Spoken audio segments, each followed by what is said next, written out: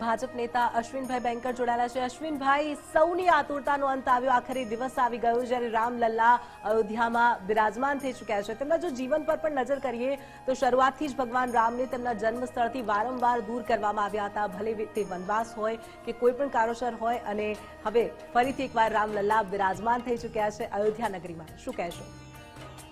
આજે આનંદ અનેક ગણો છે। આજે મારા તમારા મનમાં અમદાવાદ નગરીમાં, ગુજરાત ફર્સ્ટમાં પણ આનંદ દેખાય, વિશ્વ આખામાં આનંદ છે। અને આનંદનું કારણ છે કારણ કે આપણા સૌમાં રામ બસે છે, અને રામની અનુભૂતિ જ્યારે થાય છે ને ત્યારે આનંદની ક્ષોળો ઉપસ્થિત થાય। ભારત એક એવું ગણરાજ્ય છે કે જેણે 500 વર્ષ રાહ જોઈ છે। જો શાસકો અનેક આવ્યા છે, અનેક શાસકો એ બાબરી ઢાંચાને તોડીને રામ મંદિર બનાવવું હોય તો પલવારમાં બનાવી શકે, પરંતુ ન્યાય અને મર્યાદા પુરુષોત્તમ રામનું મંદિર તો સૌના સમર્થનથી જ બને, અને એ સમર્થનની ઘડી માટે 500 વર્ષ આપણે રાહ જોઈ, અનેક બલિદાન આપ્યા। કાર સેવકોને આજે યાદ કરું, મેં પણ કાર સેવા કરી હતી। એ બલિદાનોમાં માત્ર ભક્તિનું ઘોડાપુર હતું, અને એક આશા હતી કે આ રામલલ્લાનું મંદિર, અહીંયા રામલલ્લા જે ટેન્ટમાં છે ને, ટેન્ટમાં મેં દર્શન કર્યા ત્યારે હું રોઈ પડ્યો હતો। એ ભવ્ય મંદિરમાં આજે 22 તારીખે, આજે આ શુભ દિવસે પ્રભુ શ્રી રામ બિરાજમાન થઈ ગયા છે। એનો આનંદ કોને ના હોય? આ તમે પણ જુઓ ને, એન્કર તરીકે હંમેશા શૂટ બૂટમાં હોય, ત્યારે આ સંસ્કૃતિનું પ્રદર્શન આ સાડીની અંદર સુસજ્જ થઈ અને ભગવાન શ્રી રામના આ ઉત્સવની અંદર ઉપસ્થિત છો, સૌને આનંદ છે। એટલે આ આનંદ જે છે એ આવતા દિવસોમાં કેવી રીતે આગળ વધારવો છે એની વાતો પણ આપણે કરીશું, પરંતુ આજે તો જે આનંદ દેખાઈ રહ્યો છે એ ઘટ ઘટમાં રામ છે, કોઈ ભેદ નથી, કોઈમાં જુદાઈ નથી, એવો આનંદ છે। એને સૌને આપણે નમન કરીએ છીએ। જી બિલકુલ ભગવતદાનભાઈ, જે પ્રકારે આપણે વાત કરીએ ભગવાન રામની, તો ભગવાન શ્રી કૃષ્ણએ ગીતાનો ઉપદેશ આપ્યો હતો કે વ્યક્તિએ જીવન કેવી રીતે જીવવું, તેના મહત્વના મુદ્દાઓ તેમણે સમજાવ્યા, પરંતુ ભગવાન રામ તો સાક્ષાત એ છે કે આદર્શ પુરુષ છે। વ્યક્તિએ જીવન કેવી રીતે જીવવું તેનો બોધપાઠ ભગવાન રામે આપ્યો હતો। આદર્શ પિતા કહો, આદર્શ પુત્ર કહો, આદર્શ પતિ કે પછી આદર્શ રાજા કેવા હોવા જોઈએ તેનું ઉત્તમ ઉદાહરણ ભગવાન શ્રી રામ છે। જી ચોક્કસ, ભગવાન રામ એ મર્યાદા પુરુષોત્તમ છે, ભગવાન કૃષ્ણ એ પૂર્ણ પુરુષોત્તમ છે। બંને વચ્ચે અંતર એ છે કે ભગવાન રામે મનુષ્યનો દેહ ધારણ કરી અને આચરતી ઇતિ આચાર્ય, જે આચરણ કરીને બતાવે છે, એમ આપણને આચરણ કરીને બતાવ્યું છે કે માણસે કેવું જીવન જીવવું જોઈએ, ભાઈ કેવો હોવો જોઈએ, એક પુત્ર કેવો હોવો જોઈએ, એક પતિ તરીકે એનું વર્તન કેવું હોવું જોઈએ, એક દીકરા તરીકે એનું વર્તન કેવું હોવું જોઈએ, અને એક રાજાનો ધર્મ શું છે, એક ક્ષત્રિયનો ધર્મ શું છે, એ આખું એમના જીવનમાંથી આપણને મળે છે। એટલે એવું કહેવાય છે કે રામે જે કર્યું ને એ કરાય, કૃષ્ણએ જે કહ્યું એ કરાય। બહુ સરસ મજાનો પ્રશ્ન છે, અને રામની જ્યારે આ જીવનચર્યા વિશે વાતો કરીએ છીએ ત્યારે મને ખાસ એક અંદરથી કહેવાનો આનંદ થાય છે કે ભગવાન 14 વર્ષ સુધી વનવાસમાં ગયા ત્યારે એમનું લક્ષ્ય જે છે એ ક્યાંક ને ક્યાંક અત્યાચારીઓનો અત્યાચાર ડામવા માટે, સજ્જનોનું રક્ષણ કરવા માટે, અને ખાસ સામાજિક સમરસતાનું અદ્ભુત ઉદાહરણ હોય તો ભગવાન રામ છે। જેમને જેમને મળ્યા છે એમનો ઉદ્ધાર એમને કર્યો છે, કારણ કે રામ નામમાં મહિમા જ છે। સૌ પ્રથમ નિષાદરાજ, વનવાસી નિષાદરાજને મળે છે, એની મહેમાનગતિ સ્વીકારે છે, કેવટને મળે છે, કેવટનો ઉદ્ધાર કરે છે। અને ભગવાન રામના તો અનેક ભક્તો છે, પુરુષ ભક્તો અનેક છે, પણ સ્ત્રી ભક્તોમાં સૌથી વધારે અને સૌથી પહેલું જો નામ આવતું હોય તે સબરીનું છે। માતંગ ઋષિએ પોતાની આ શિષ્યા, એક વનવાસી અભણ દીકરી, અને એને એવું કીધું કે તું ઝૂંપડી વાળી અને રામનું નામ લેજે, કારણ કે રામ નામ હનુ દ્રોણાગીર લાયો, રામ નામ પ્રતાપ ઇન્દ્ર ઇન્દ્રાસન પાયો, રામ નામ પ્રતાપ ધ્રુવ હુય અંડર રહ્યો, રામ નામ પ્રતાપ પાંડુ કુળ નકલન કહ્યો, સોય નામ રામ રટતા અનંત ભક્તજન ઉતરે, ધર ધ્યાન શંકર ઈશધર અજો રામ મુખ ઉચરે। પોતાના ગુરુએ વચન આપ્યું કે તારા ત્યાં રામ આવશે, તું રામની રાહ જોજે, અને પોતાના ગુરુ છે એમની આંખો બંધ કરી લીધી, પોતાના ગુરુના વચન ઉપર અડગ શ્રદ્ધા રાખી અને વર્ષો સુધી જેને તપસ્યા કરી છે. અને પછી તો એ પંપા સરોવરના કિનારે એ સબરી છે સવાર પડે અને ફૂલો ગોઠવે, ફળ લઈ અને ચાખીને રાખી મૂકે, સાંજ સુધી રાહ જુએ અને આખો દિવસ મુમન લાગી તુમના, તુમન લાગી મુમ, લૂણ વળુભા પાણી અને પાણી વળુભા લૂણ, પરમાત્માની સાથે એકાકાર જીવ થઈ ગયેલો અને આખા રોમે રોમમાં રામ રામ રામ રામ રામ રામના શબ્દનો રણકાર થતો હતો. એ વખતે ત્યાંના પશુ પક્ષી, પાણી, વનસ્પતિઓ અને બધામાં એક રામ નામનો રણકાર થતો હતો. લક્ષ્મણજીની સાથે ભગવાન રામ ધીરે ધીરે આવે છે અને આવી અને જ્યારે વર્ષોના તપના પરિપાક રૂપે જ્યારે ભગવાનને સામે જુએ છે ત્યારે સબરીના બોલવાના કોઈ શબ્દો હોતા નથી, માત્ર ને માત્રની આંખો છે એ બોર બોર જેવડા આંસુ અને ભગવાન રામના ચરણ ધુવે છે. વાત કરતો હતો કે પ્રેમની. ભગવાન રામ છે ને એ શૌર્યવાન પણ છે અને એટલા જ કરુણાવાન પણ છે. જ્યાં શૌર્યની જરૂર પડી છે ત્યાં શૌર્ય અને એમ કહેવાય કે બાણ ઉઠાવ્યું છે, પણ જ્યાં પ્રેમ ભાળ્યો છે ને ત્યાં એની કરુણા પણ એટલી બધી છે. એમના એઠા બોર ધીમે ધીમે ધીમે ખાય છે. લક્ષ્મણજીની નજર પડી આમ. લક્ષ્મણજી જુએ છે કે આ બોર તો એઠા છે, શંકા ગઈ અને એ બોર છે ધીરે ધીરે પાછળ નાખે છે. રામ બોર ખાય છે અને એ બોર તેથી લાગ્યા હતા રામને કેવા, મીઠા લાગ્યા બોર એ સબરીના, મીઠા લાગ્યા બોર, કારણ એમ ભાવનાયણ મોલજી. મીઠા લાગ્યા બોર કારણ કે મહતી ભાવનાયણ મોલ, સબરીના મીઠા લાગ્યા બોરજી. અને એ બોર સાથે જોડાયેલો એક નાનકડો પ્રસંગ મને યાદ આવે કે રામાયણમાં જે રામ અને રાવણનું યુદ્ધ થાય છે એ લંકાના રણાંગણની માલિકોર રામ સામે આવતા બાણ છે એ બાણ આવીને પાછા જતા રહેતા હતા. કોઈ એની ઉપર એમ કહેવાય કંઈક એક આવરણ હોય એવું લાગતું હતું.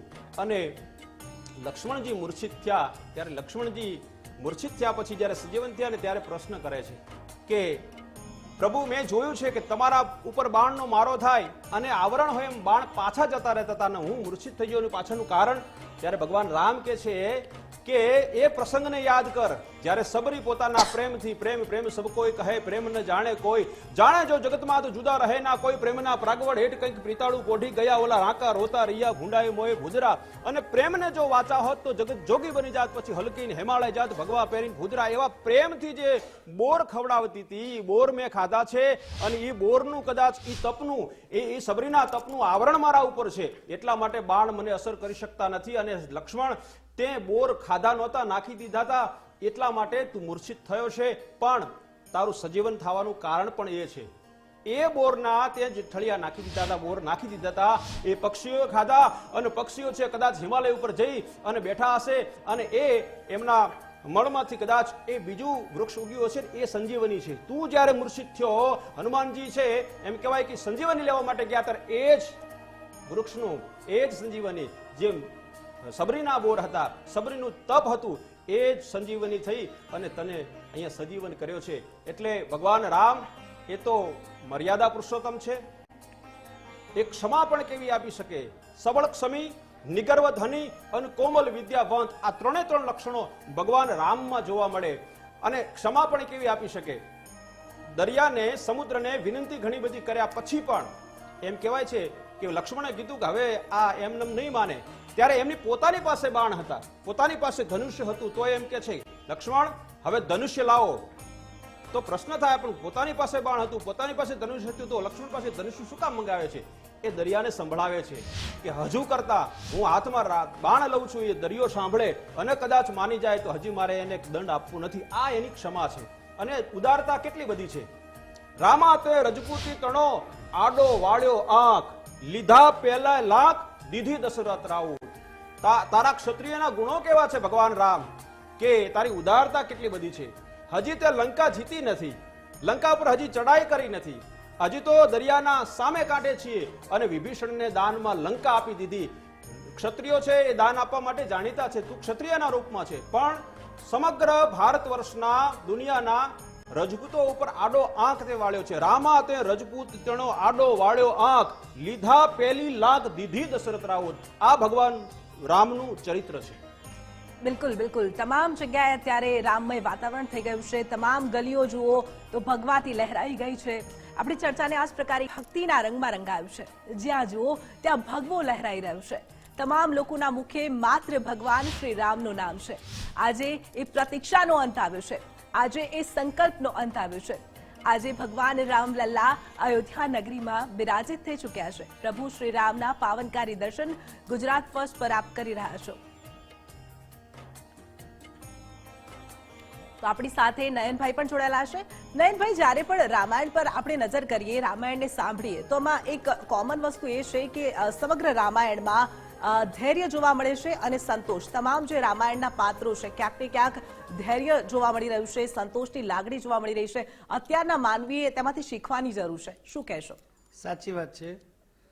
ધૈર્ય અને સંતોષ તમારી પાસે બધું જ હોવા છતાં સરળતાથી એને એકદમ જતું કરી દેવું કોઈ બીજાના માટે. પ્રજા તમારા પક્ષમાં છે, રાજા પોતે તમારા પક્ષમાં છે. હું રામાયણના સંદર્ભમાં વાત કરું તો પહેલું જે ધૈર્યના જે ગુણો તમને જોવા મળે છે એ પહેલા આખા રામાયણના સંદર્ભમાં રામનું જે ધૈર્ય છે, પોતે નારાયણ સ્વરૂપ હોવા છતાં એ મનુષ્ય અવતારે જન્મીને એમણે એમની જે ધીરજના જે આપણને બધાને જે દર્શન કરાવ્યા. રામ રાજા યુવરાજ તરીકે અયોધ્યા કાંડમાં જ્યારે શરૂઆતના પ્રારંભના સર્ગની અંદર દશરથ એવું વિચારે કે હવે મારે મારું અયોધ્યાનું જે પણ કૌશલ જનપદ જે છે એ મારે એમ કે મારે હવે આમાંથી મુક્ત થઈને મારી જવાબદારીમાંથી મારે એ જવાબદારી એમ કે રામને આપી દેવી છે. પ્રજાનો મત પણ લે છે. વિશ્વામિત્ર વગેરે જે ઋષિ વગેરે જે પણ કહેતા બધા સલાહકાર હતા દશરથના, એમનો પણ મત લે છે. નગરના જે પણ શ્રેષ્ઠી રાજાઓ, બીજા અન્ય જે સામંત રાજાઓ કે નગરના જે પણ કે નગર શેઠ જેને કહેવાય, બધાના મતાંતર પછી એક નક્કી થાય કે રામને રાજ્ય આપવું. રામને બોલાવે, કહેવામાં આવે કે કાલ સવારે તમારો રાજ્યાભિષેક છે. રામ આ સમાચાર સીતાને આપે.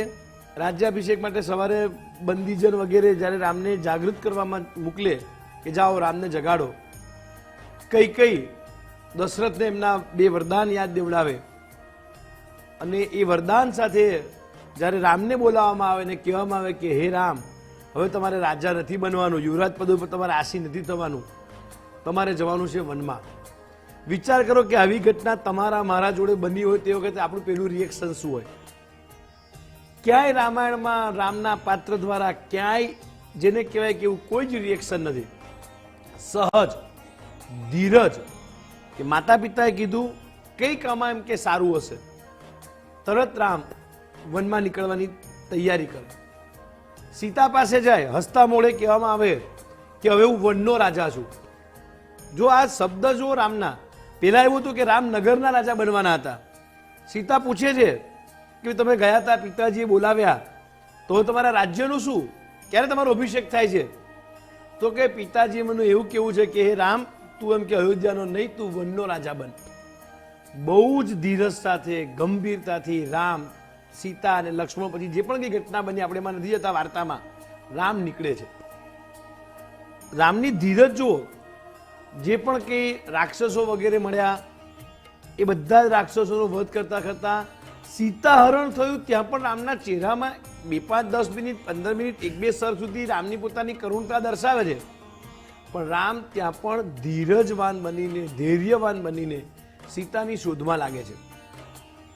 રામનું પંપા સરોવર નજીક જવું, ત્યાંથી આગળ સબરીને મળવું, એનાથી આગળ સુગ્રીવ સાથે રામની મિત્રતા થવી, ત્યારે પણ રામ બહુ જ ધીરજથી એ મિત્રતાનો જેને કહેવાય કે નિભાવ કરે છે. વાલીવધ એ પણ રામની ધીરજ બહુ જ વ્યવસ્થિત કે સુગ્રીવ ને વાલી બંને જોવામાં એક જેવા હતા. ક્યાંક ભૂલથી એમ કે વાલીને એમ કે બાણ ન વાગે, સુગ્રીવને એમ કે બાણ ન વાગે ને વાલીનો વધ થાય, એ માટે પણ રામની પોતાની એક ધીરજ. તો આખી રામાયણમાં રામનો એક મહત્વનો ગુણ હતો કે બધું જ હોવા છતાં એક ધીરજ, એક ધૈર્યવાન કેવી રીતે બની રહેવું. એમના જીવનમાંથી બહુ જ એક શીખવા જેવો એક ગુણ છે એમની ધીરજ. અને બીજું સહનશીલતા, અને ત્રીજું છે કરુણતા. રામનું એક સ્વરૂપ છે કારુણ્ય રૂપમ.